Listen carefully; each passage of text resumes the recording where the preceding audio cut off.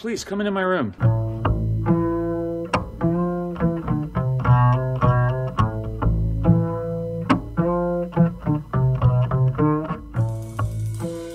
Welcome back to the MUstaSH Room. I'm your host, David Ben. On this episode, my friend Andy drops by. He talks about challenging experiences with fatherhood, what a baby moon means, and how that might be beneficial. And we also take a look at the Zendo project, something that maps endorses. It's designed to offer peer counseling and support for challenging psychedelic experiences. So very cool. We also get a visit from Andrew, the mad scientist. He's doing some really cool stuff in the lab, working with albino penis envy and a bunch of other phallic strains of mushrooms. Also, wifey Jill drops by to talk about iron-rich mushrooms and what that means to pregnant, expectant mothers and just people in general. Make sure to check us out online at MUstaSHroom.com, at MUstaSH Room on social media. MUstaSH Brands is our one and only sponsor. Use promo code MUSHROOM for 35% off and free shipping on your first purchase from our online marketplace at MUstaSHbrands.com/shop. Again, MUstaSH is always spelled MUSTASH. Love you. Here's Andy. But yeah, I mean, you know, the stress of eating is like the fear of choking. It's not something you really think about as an adult anymore, you know, because eating is just so natural. Yeah, but, second nature.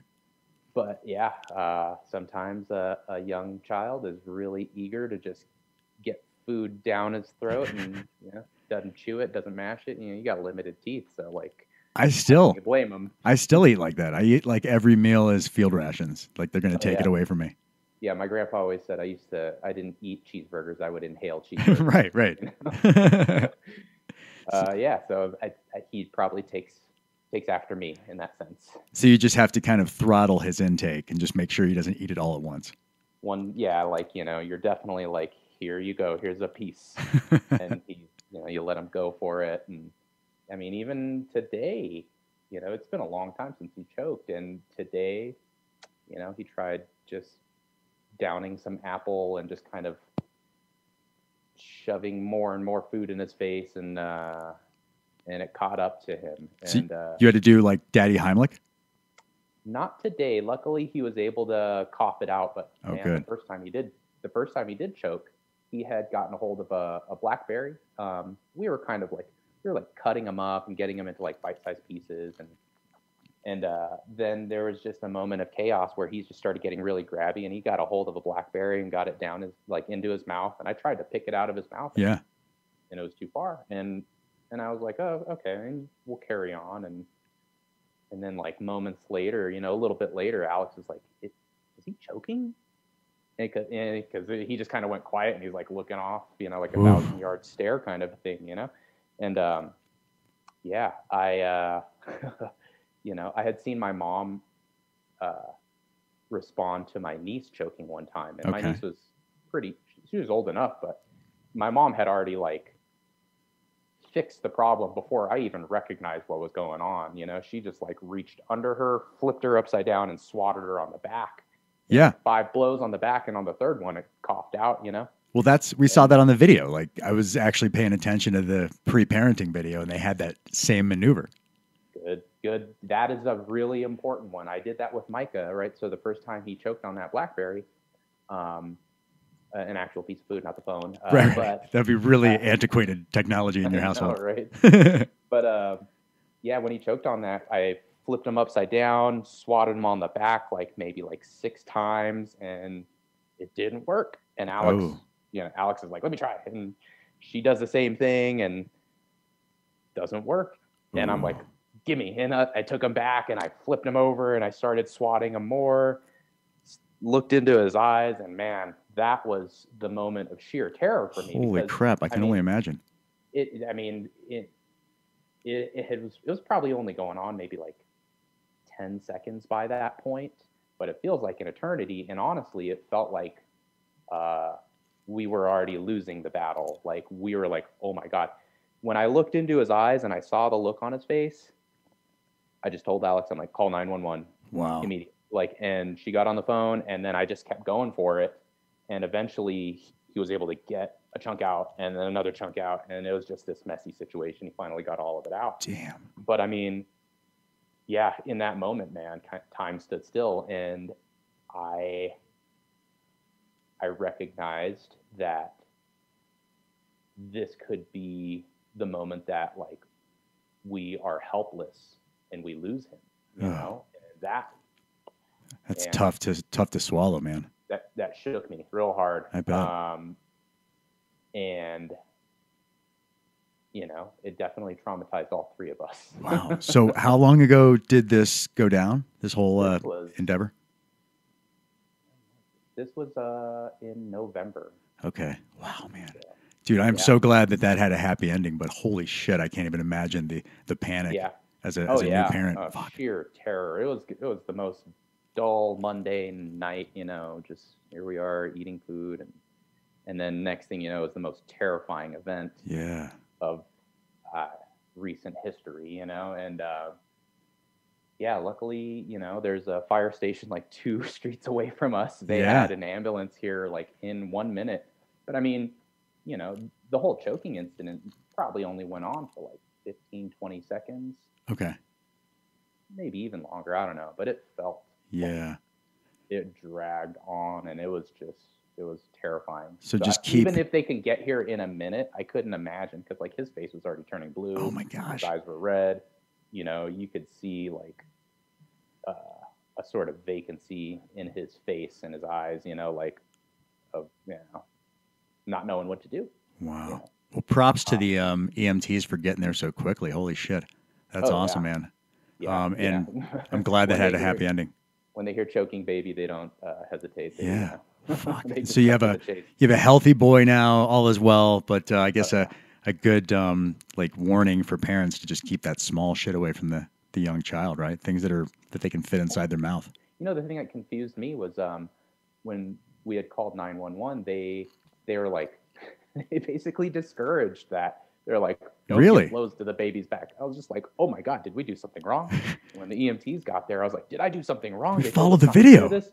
And the guy was just like, you could tell that like, I'm not allowed to say that's the thing you're supposed to do, and you did it. He just kept saying, well, did it work? I'm like, yeah, but why was she telling me not to do it? So there's like some conspiracy as to whether that's an effective maneuver or not. I don't know. Liability. Yeah, the flat earthers are also against the baby Heimlich maneuver. Well, let's talk about your you had mentioned, and you said definitely try to get a baby moon in before the baby comes, because you're going to wish you had if you don't do it. So can you elaborate on the baby moon? I did a little research, and it was, you know, a little bit fluffy and stuff. So I want to get your take on what a baby moon is. I'm not sure what the official definition is of it, but we took the idea from, I believe Jake and Jenna had a baby moon, and I'd never heard of one up until that point. And then next thing you know, we were planning ours, and we basically, you know, had this little getaway. You know, we went to this little spot in Taos that like this hand-built house. It's, you know, it's a really amazing place, and there's these hot springs you can hike down to that are like natural and whatnot, and yeah. So I mean, the whole focus of the baby moon was this last hurrah, this kind of real intimate and like close thing for us, you know, this quiet before the storm, you know, where we can just enjoy each other's company, and of course do baby related stuff, right? Like naming, like. We have. You waited till then for the naming. Oh, man, no, we've been working on the naming for some time. Well, so you had to solidify it though. That like, did you wait until the very end? We had combinations. Okay. We had we had gone through like lists and lists of names, you know, and it's a lot harder to name a baby. It's a lot harder to name a baby than I ever imagined. Understood. It's got to be a collabo, you know. You got to agree on the terms and stuff. Yeah, you know, you want it to be meaningful. You want it to sound good. You don't want it to be too easy to make fun of. You got to kind of like think about, what's this kid going to endure, right? What's this going to rhyme with in the name game, that kind of shit. Oh, yeah. I love it. So, all right, back to the baby moon. So baby moon is your last hurrah. Last hurrah. It's the last good vacation, that quiet before the storm. You get to focus on each other and also kind of do some things, you know, do whatever talking needs to be done, Yeah. like if there are things that are on your mind, things to look forward to, things you're nervous about, kind of clear the air of a lot of things, that are all, baby related, but also, count your blessings, things to look forward to. But, How close was it to delivery date when you guys did your baby moon? while she was still comfortable to travel, right? Because as you get closer and closer to it, the baby grows, Right. her organs are getting pushed around. And so everything in her body gets reshuffled, like gets displaced by this baby that's growing, right? Right. So, being in the car for hours or something is tough. Yeah, to New Mexico. Okay. The bladder, right? So, when did we go? I'm not sure, but she was pretty pregnant, man. She was definitely pregnant. Cool. We got pictures when we went to the hot springs, and that was kind of this questionable thing of like, because you're not supposed to take like really hot baths or something like that. Yeah, Jill had said the same thing. Heart rate, you don't want to like cook the baby, whatever. And so we were kind of like, we went down to this hot spring, and it was a comfortable temperature. It wasn't too hot, and it was nice. Very cool. Nice. Yeah, I'm a big fan of Taos and Santa Fe, and I mean those are the two places I've been to in New Mexico. But huge fan, man. A lot of cool artwork and stuff out there. Man, yeah, listening to your podcast with the lady from Santa Fe, really convinced me. I want to go do some therapy. I think it'd be good. It'd be good, like as a debriefing, being, more than a year into, parenting. Sure. And, I find that like the further I get into it, the less I really know. There's so much. Start realizing. And so it'd be good to do a sort of treatment like that to really digest it all, really look closely at it about how you feel, how it's really affecting you. I mean, because there was one time where I did take like a small dose, after becoming a parent, and there were some anxieties that were like within me that I could feel were like attached to the role of parenting, in that like in that you are always on, and that you're always, like you've got this forever kind of responsibility. For the first time, it's a constant bond of burden. Not a negative burden, but just a burden. It's a major responsibility, is what it is, for sure. And I felt the weight of that, and I felt a little anxious about it too. Like when I could feel deep down, with like what's going on at like my core, and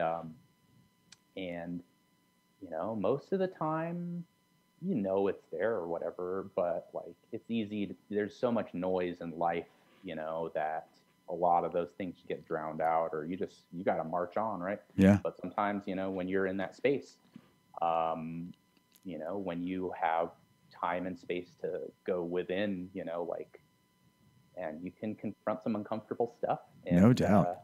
And it's good. It's a good thing, because you also have to figure out where it's coming from, and it kind of helps you like recalibrate, like, your compass, what's your guiding, principles, and so forth. And so, I can imagine too, like all the anxiety of the unknowns of being a parent. We can reconcile things that are familiar to us and emotions and that kind of stuff, but all the unknowns of, just how am I going to be an effective parent, and what's going to happen, and this and that, I'm responsible for their future. I could see how, even if you looked at that stuff objectively in a mystical experience, how it could still be overwhelming. Oh yeah. I mean, there's a feeling that like, you're kind of separated somehow, like your mind is like in a different space, but like you've got this tapping foot that's like, there's something waiting here. You better get on with whatever it is that's here, because you got shit to get back to, right? Yeah. And like you got to be able to just jump right into it. And so, I think that once you get a good sleeping schedule going, like this is the time of day when I can really relax, because, once we're done with dinner, he's pretty well, into his sleep routine, and Good. he goes to sleep real easy, and, it's we get to unwind at this time, and it's a very consistent thing. I think that's been a kind of a weird thing about parenthood is the rigid schedule. You know, I've never been one to have a very rigid schedule. I've always been able to, you know, make my own way, and that's been, you know, whether it's like self-employed or working from home, what have you, you know, being able to do things on my schedule, travel, all kinds of stuff that I haven't spent a night away from home. I mean, I honestly don't get away from home for more than 3 hours once a week, you know, like. You just want to be next to him all the time. Yeah. I mean, you That's know, awesome. I work from home too. So, but like, you know, between the caretaking and working and so forth, you know, and the schedule, because there's so much that goes into it with the sleeping, the eating. The I can imagine. You know, like, yeah, it's very rigid. Hey, and it's kind of a trip. Well, you paved the way for fresh dads like me and the other folks that are a coming, man. So, we appreciate you leaving the breadcrumbs.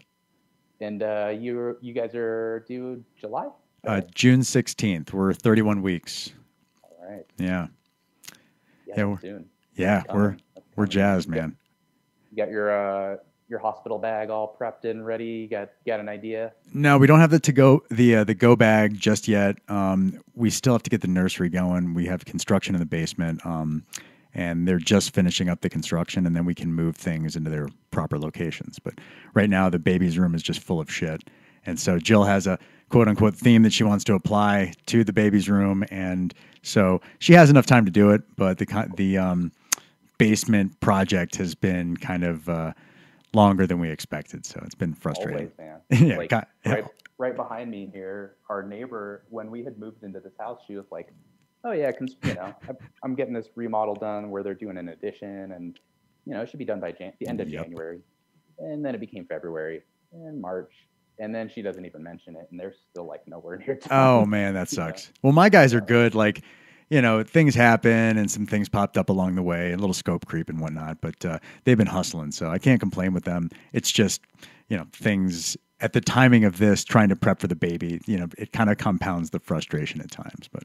I'm sure Jill's feeling it, you know, because the mother has that nesting instinct, you know, where they need to get things ready. Like there's a real internal, you know, push. Oh, yeah. I mean, you know, literally, figuratively, what have you, you know, but it's coming and there's no stopping it, and you gotta get shit ready. I am spending every waking moment that I could think of getting ready for her to apply her theme to this baby's room. So trust me, that's my number one priority. Yeah, let her go nuts. You know, just whatever she wants, let it, you know, make it be, you know. Thank you. One thing that I would recommend is with your hospital bag, the snacks. So bring food. Okay. Like MREs? Maybe not MREs, but stuff that's not going to require. I always think of MREs whenever I have to bring something. I'm like, it'll last for 100 more years. So just in case. Yeah. And it's like 2,400 calories in one package, right? So that's I don't think about that stuff. Hey, man, when you're going on a 20-mile ruck, you know, you need those calories. Yeah. But I wouldn't be doing that to the hospital. Of course. Yeah. But do bring food for yourself, because when it's all going down, she won't be able to eat if she gets an epidural. Right. She won't be able to feel anything. The food's for you, so you don't leave the room. And bring some like sodas, or like I got like a 4-pack of Starbucks double shots or little cans. Just to stay up for the next 24 to 48 hours. Yeah, you don't want to be passed out while the lady's going through hell. She's going to resent you for that, right? So, bro, I could only envision. Yeah. Some fuel for yourself, you know, so that you can be there to, you know, support her while she's doing the heavy lifting there. So, I like that. So don't expect to be able to order pizza from the delivery room. Bring your own food and something to stay awake. Without an odor would be good. You know? Okay. You don't want to torture her with pizza while she's giving birth? Right. All right, cool. Hey, did you get that link? Did you get that link I sent you about the Zendo project? I did, dude. Actually, I was preparing to listen to a podcast that was linked within that. Okay. About you know, this, I forget who it is, but the whole focus on is like how to help someone who's having a bad trip. Yeah. I find that to be really interesting because, I mean, I've experienced what I would consider a bad trip maybe twice, And I feel like a lot of it is dose related, little, if it's coming on too heavily and you may, you're not submitting to it. Sure. You're trying to fight it. You're trying to like wish yourself sober. You're trying to like, yeah, force your intention too much or it lasts forever. I mean, there are a lot of things for me that'll contribute to a bad trip. Sometimes I just want to go to bed and then the trip just ends. I end up resenting that trip. Yeah. That's how one of my trips had ended. It was like a Halloween and there was like a police helicopter flying. I mean, it did not make for restful sleep. No, not a good setting. No, not at all. So I'm fascinated with the idea of like, finding someone else who's been a guide who can help give some insight on how to help people cope when they are, in distress. I think that's a really important thing to know how to do, especially if you're bringing people in on an experience, And also they said too, not just for people that are having bad trips, but just kind of reconciling what happened too, making sense of it, not necessarily an integration, but somebody to kind of translate it for you into usable, therapeutic feedback. I think that too, without having like somebody that's well-trained on site, that can kind of, set your mind at ease as well, make it useful. Yeah. And I think it's a good thing, for someone to be able to gently float out thoughts that are, kind of more thought-provoking, but someone who can gently like float some ideas out for a person to chew on for a little bit and, kind of dig a little deeper within themselves. I think I've had a friend who's been able to, plant little seeds in my mind as I was, out there. And to get you going in certain directions? Yeah. It was, some nebulous enough kind of questions, where there's so much space and interpretation that like, your mind gets to kind of like wrangle with it from different angles. And it's almost like a mental exercise. Interesting. And it's, I'd be really interested in doing something like what you had done with, somebody who does it definitely professionally, consistently. Would really like to try the MDMA therapy. I've never really had an MDMA experience. I've taken some, but never really got much out of it. Yeah, we can definitely talk offline, and I can point you in the right direction there. I personally, I had not to go into any detail, but I've noticed positive changes in like just the way I approach intimacy and like my interaction with my wife, and just a lot of anxiety and reservations have dissipated. So, that was my intention going in. That's what we talked about. That's how we integrated, and I thought it was really beneficial. So, you considering any follow-up sessions? I'm curious. Like, are there meetings that happen, like online meetings, phone meetings, whatever, before? Yes. Is there like a series leading up to it and then the event? Yeah, there were, I would say, a handful of phone conversations leading up to it, and then one video Zoom call just to kind of see one another's faces. And that was to just make sure, also in this case, Molly, she just wants to make sure that it's something that is mutually beneficial. Like, she's going to be able to help me, and I have the capacity to be helped by the medicine and associated therapy. So, it was a qualifying session, or a series of qualifying sessions for her. But also she wanted to make sure that she knew which direction to steer me, whether it was MDMA for intimacy or things that were a little bit more on the lighter side, or would it be trauma-based, PTSD, things that were more, that psilocybin would be more beneficial for. She had to figure out which path to take.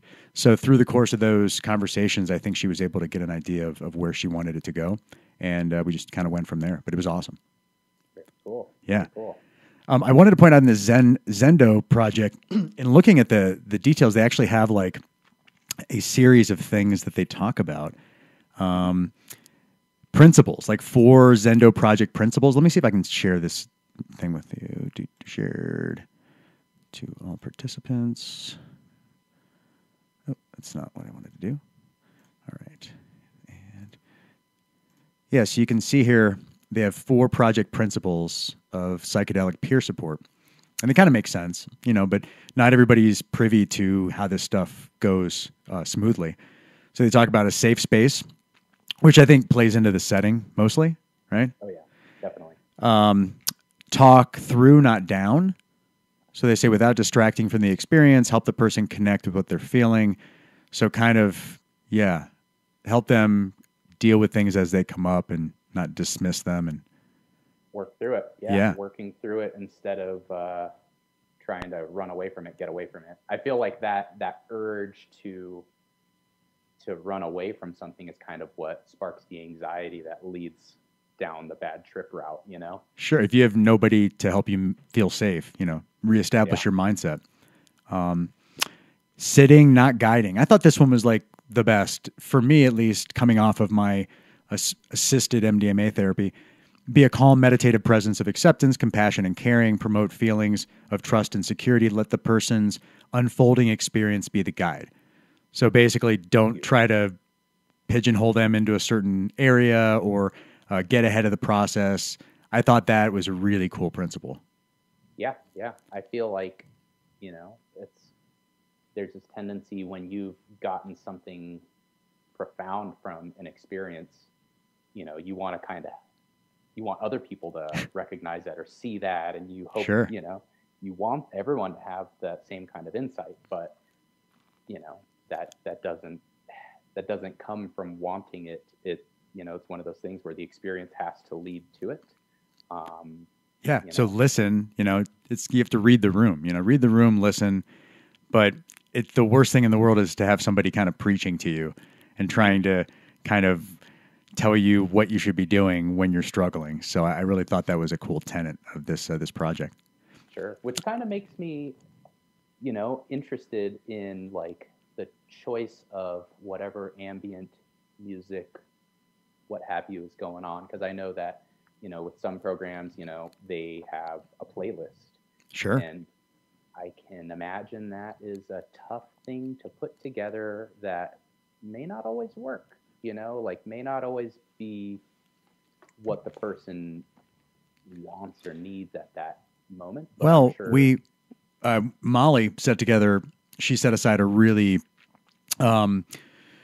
well-tailored playlist to the MDMA experience. So there are different playlists she used for the psilocybin experiences, for the MDMA experiences. They vary, based on dosages and stuff. Did you hear about the Johns Hopkins psychedelic playlist? You sent that to me. I did send. Okay. So yeah, that's Very one classic. where they really get into classical, like Western classical music. So, there are different schools of thought. I personally just love, and we talked about this, any variety of instruments, pure vocals, things that are not diluted by technology, that are just raw and organic. Like that, to me, that is where I really settle in and get to an awesome, comfortable setting. Yeah. My favorite thing is the didgeridoo. And you play the didgeridoo, right? I play the didge, yeah. So fucking baller. Me, it becomes, this thing where I don't have to think about it. It becomes an extension of me, and I can kind of like maneuver it, the sound however I feel like it. And it's a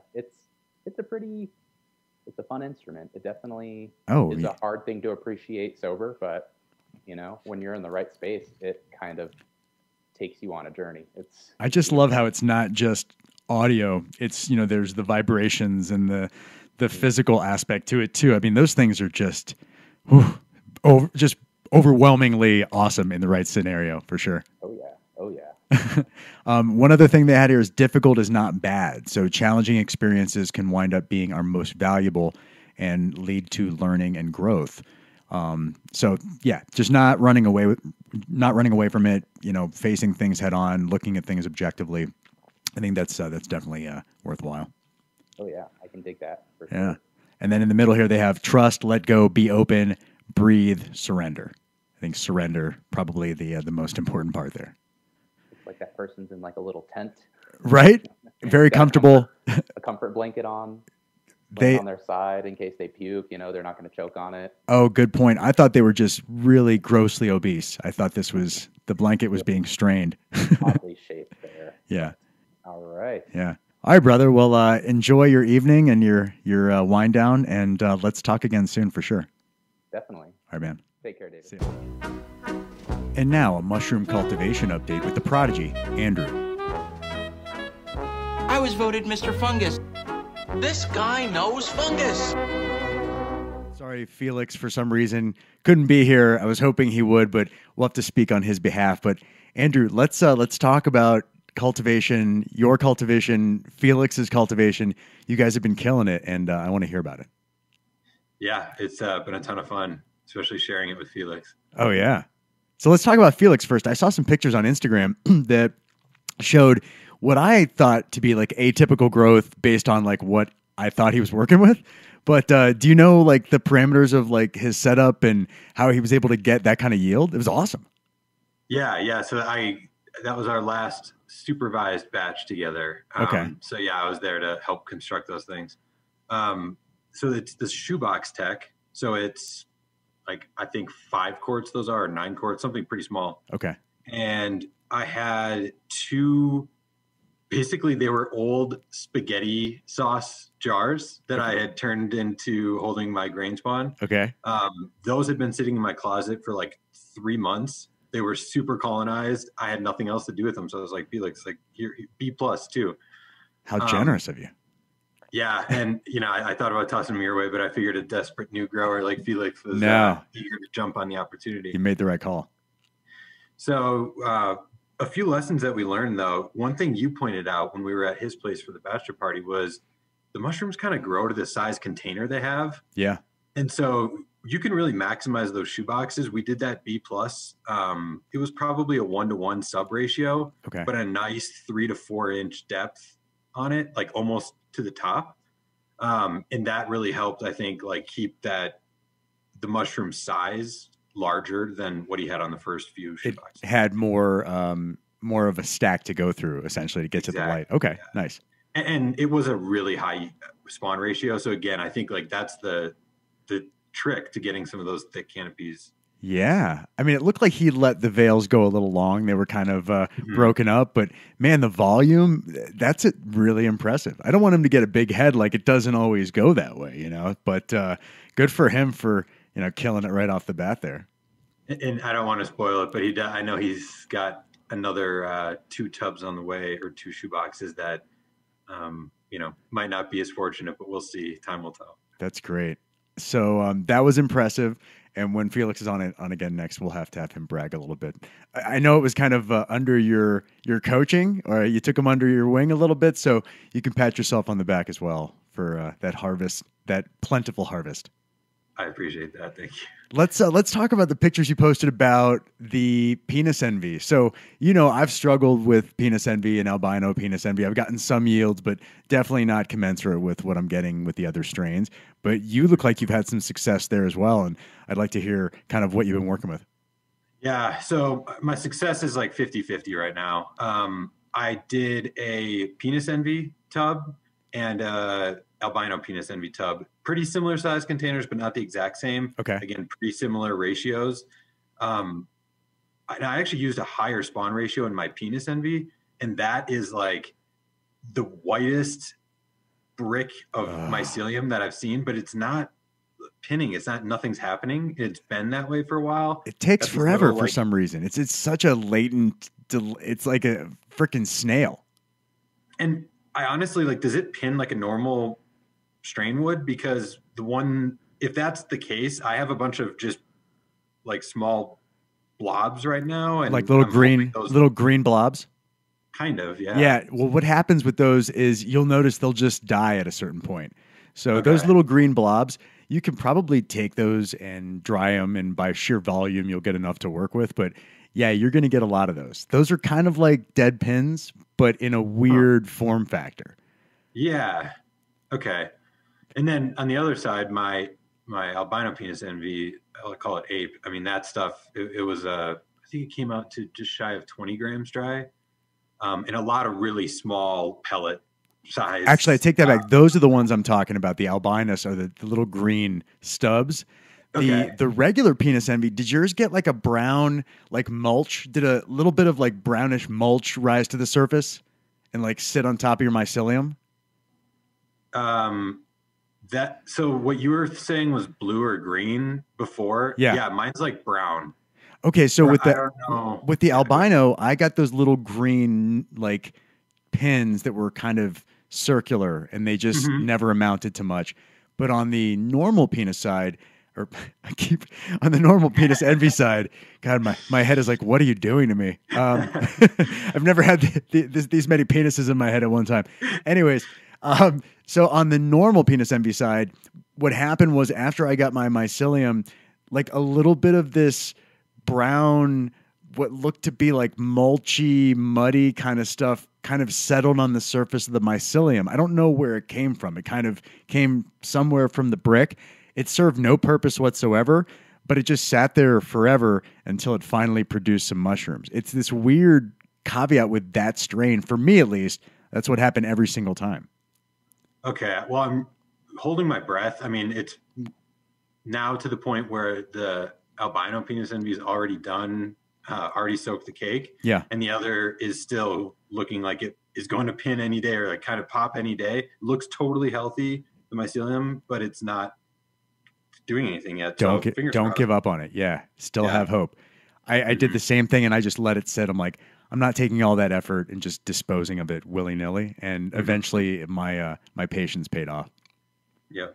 So where'd you get the spores again for your penis envy stuff? Just to remind the listeners if they want to do it as well. I got those at Quality Spores. And honestly, I just ordered another few strains from them. Cool.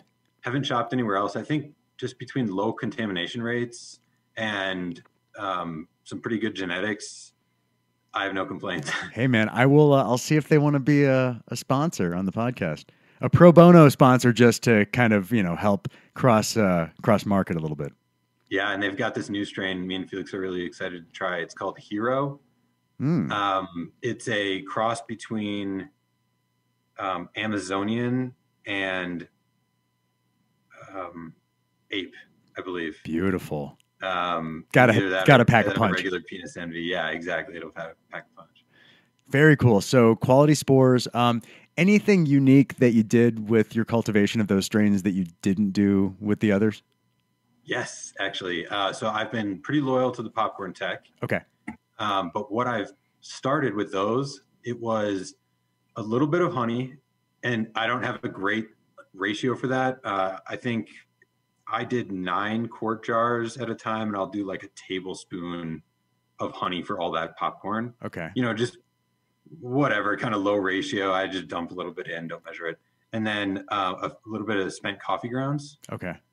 And then I've always done the gypsum in that as well. So that, I let it soak for 24 hours, pressure cook it for 25 minutes. Once it dries out, put it in the jars and then sterilize it. Okay. And I will say that mycelium, along with, I did white teacher with that same tactic. It was the thickest jar of white mycelium I've ever seen. Beautiful. It was truly like a cake with just kernels of popcorn in it. It was pretty cool. It's amazing how when you get into mushrooms and mycology, it's when you see fluffy white mycelium, like the dopamines just start flowing. It's porn for mushroom enthusiasts. It's great. Yeah, and I never thought I'd be one to forget about jars, but it's so nice to set them away, see them in 2 weeks, and be like, oh my gosh, and just see that white. A nice little surprise. Yeah, the hard work is over. Exactly. Awesome, man. So you said Lucy was a strain you're playing with? Lucy was another one. Probably not going to mess with that again. Too hard. It was really thin stems and, kind of like the watery. Okay. Looked great for a photo and super thick, but once it dried out, it was pretty flaky. Okay. I don't know if you know the consistency I'm talking about. Yeah, Puerto Rican gave me the same kind of vibe, like just not thick harvest, and I'll stick with B+ and Golden Teacher any day over that stuff. Exactly. I do want to bring up real quick. I sent you the link for the Telluride Mushroom Festival coming up in August. It'd be a total nerd fest for things like man, these conversations. Yeah, so we were thinking we talked to the OBGYN, and after 2 months, the baby is not as susceptible to viruses and contaminants in the outside world, so you can actually take it out and do stuff. So we figured that would be a great opportunity to take the baby to Telluride for its first out-of-the-house adventure. I could do the mushroom festival. Jill could just hang out with the baby and experience the town. But yeah, man, if you can swing it, I would love to. I'd love to check that out with you. It'd be an honor, man. You're the one who introduced me to the sport, and so all right. Well, tentatively put it on the calendar, brother. It sounds like a blast. Anybody that's interested, it's tellyrideinstitute.org/Telluride Mushroom Festival. Just do a search on Telluride Mushroom Festival and it'll pop up. All right, Andrew. Well, until we meet again, thanks so much for doing this. I wanted to keep it short and sweet, but again, very proud of you and what you're doing, and keep it going, brother. Yep. Can't wait to talk again. All right, man. Thanks, Dave. See you. And now it's time for some education as my lovely wife Jill joins us to talk about mushrooms and health. You want my wisdom? Very wise woman. Jill, thank you for being here. As always, a pleasure. Well, what mushroom, or mushrooms in this case, do we have today? So we are going to talk about iron-rich mushrooms because I just studied that micronutrient, iron. Okay. So with iron, and I thought it would complement this podcast well, is those at high risk of iron deficiency are pregnant women. All right. Nice. Menstruating women, of course, and then also infants and children. So I thought that was interesting. Now, iron is there's a blood correlation with iron, right? Like I know. Correct. It's important for the blood. Yeah, so it's part of your hemoglobin and myoglobin, which is part of your blood. Okay. There's Brody. Brody likes iron. Maybe Brody shouldn't have a squeak toy. Maybe he during shouldn't. Your health segment. He likes to be involved. Okay, but now if I take it away. Well, we'll see. You take it away. I think Brody's hovering right now. He's not squeezing, so let's. Yeah, we'll just let him lick it. Okay, yeah, just grab the ear, buddy. Don't grab the squeeze part. Yeah, so there are two sources of iron. There's heme iron, which is animal-based, and non-heme iron, which you get from vegetables. So the differences is that your body uses heme iron much more effectively. How do you spell that? Heme. Okay, so it's heme, like the prefix for hemoglobin. Essentially, yeah. Okay. Mushrooms are often a really good source of iron. Boom. I want to say that some mushrooms have heme, which is traditionally found in meat, poultry, and seafood. Okay. So that is something that I'll definitely do some more research on. But in highlighting some of the mushrooms that are high in iron, they're going to be oyster mushrooms. Usually have twice as much iron as white button mushrooms that you would find in the grocery store. So that's the most iron rich of the mushrooms? Yeah. So oysters seem to have the highest. Okay. Whereas portobello and shiitake mushrooms contain very little. So if you're looking to boost your iron intake, oyster mushrooms are great. And then also the one we're going to highlight a little further are chanterelles. So those are another mushrooms. It's also a popular name. I've heard of a lot of chanterelles. You have? Are they strippers? Well, yeah, it may not be their given name, but yes. Hey, chanterelle. So they have an assortment of health-boosting nutrients, fatty acids, beta-glucans that act as gut prebiotics. They contain about 15 different amino acids. We have 20 that are essential to live, so they almost complete the entire amino acid portfolio. I wanted to ask you, though, you mentioned when I first inquired about iron and mushrooms and how that relates to like the iron that you get in steak, which of the types of irons, is it the steak iron or the other iron that comes with mushrooms? So, yes. I know I flubbed that, but yes, you know what I'm talking about. I know. No, it's exactly it. So, did I get ahead of us? Well, I did kind of touch on that earlier that I wasn't aware. And then you just brought it back up. Mushrooms rich in what type of iron? I would definitely say, off the top of my head, absolutely they have the non-heme iron. The non-heme, okay. But I want to say that I've also read that they might have the heme iron. They might play in both categories. Interesting. Maybe not as much heme. It would be less heme than, the majority would be non-heme, which would be the plant-based iron, which the body typically doesn't absorb or utilize as effectively as heme iron. So if someone's anemic, they need to, kind of boost up their blood supply.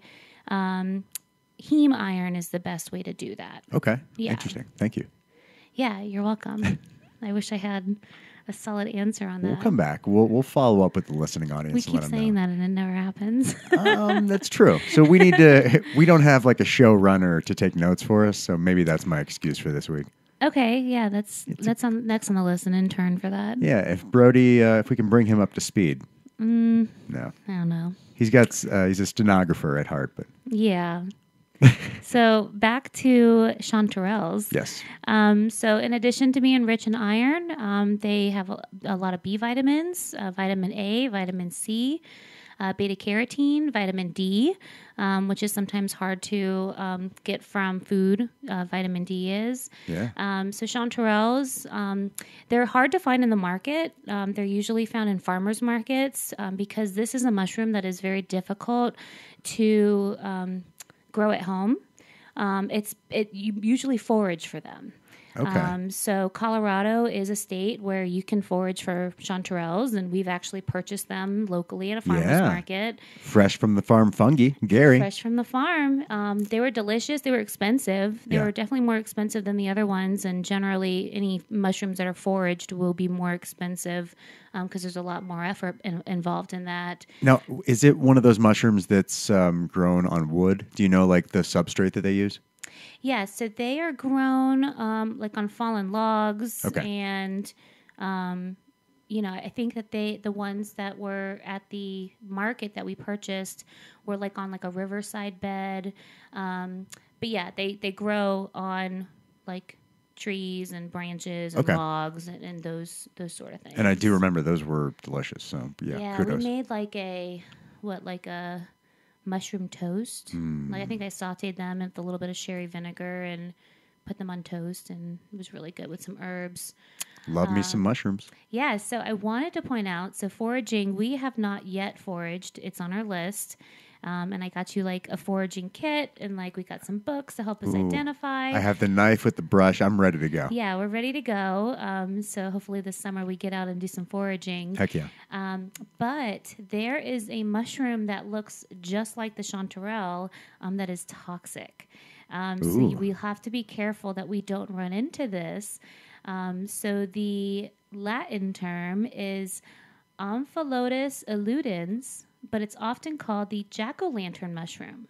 Ooh. So chanterelles, they have an orangey color. Okay. They grow in clusters. They have the gills underneath. The jack-o'-lantern mushrooms, the gills also run down the stem. So that's a significant a way of seeing which one is which. And then also I had read that they light up at night.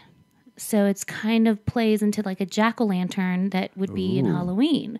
So they have those properties as well. And I would think that would be not a repellent, but maybe like a honeypot for, predators, and kind of entice them in with their beauty and then poison the shit out of them. That's interesting because... Yeah, little rope-a-dope. Rope-a-dope. So they have this like luminescence that they can emit in the dark. So yeah. Very nice. Yeah, I would definitely want to know how to distinguish like which mushrooms are pickable and edible versus those that are poisonous. I mean, foraging, it sounds fun, but at the same time, I mean, you really have to be careful because you can screw the pooch on that one. Yeah, and I gifted you a membership to the local Colorado like mushroom club. Yes, you did. And you can submit photos to the people, like some of the administrators there, and be like, help me identify this, or is this safe to eat? Ooh, I like that. So you kind of have someone on standby that can answer some questions and be like, what is this? I'm learning, and once COVID's a little bit further along where we can start meeting in person. They'll have their events and stuff again. Well, we mentioned on a previous episode, there are a couple apps where you can take a picture and it can try to do visual recognition and try to match it up with a mushroom. And you can see if it's poisonous or not. Okay. Also, there are some common rules as to how to distinguish poisonous from non-poisonous. I can't remember exactly what those rules are, but I want to have an episode where we talk about the dead cat mushroom, the most poisonous mushroom, and we can go over like what the characteristics are of edible versus poisonous mushrooms. Yeah. And, like the jack-o'-lantern, it doesn't say it causes death. It just says like extreme GI discomfort. So, Ooh, yeah. I mean, no one wants to go through that if they Nope. don't have to. And of course, if you have a weakened immune system, it could kill you. I mean, who knows? But yeah, you just rather err on the side of caution. No doubt. Anything that fucks with the GI tract. Oof. Yeah. No, my friend. Mess with my head all you want, but stay away from the GI tract. Well, Jill, that was really informative, and we will follow up for sure on the things that we created as action items for the listening audience, or for us to serve the listening audience. Yeah, I can definitely say that oyster mushrooms do, and chanterelles, they're high in iron. They oftentimes contain, more iron than other vegetables that are available. So if you're vegetarian, vegan, those would be great sources. It's just determining if they are of the heme or non-heme variety. All right. We will be back to be continued on that discussion. Yes. Well, Jill, thanks so much for being here. This was super informative. Yeah. Brody, thanks for being silent 99% of the podcast. Oh, he found a toy that is about to have hair or stuffing pulled out of it. All right. Well, until we meet again, thank you so much and have a great night. You too. I'll be right next to you. I'm gonna see you. I'm gonna see you in 2 seconds. Bye. All right. Don't know where I was going with that one.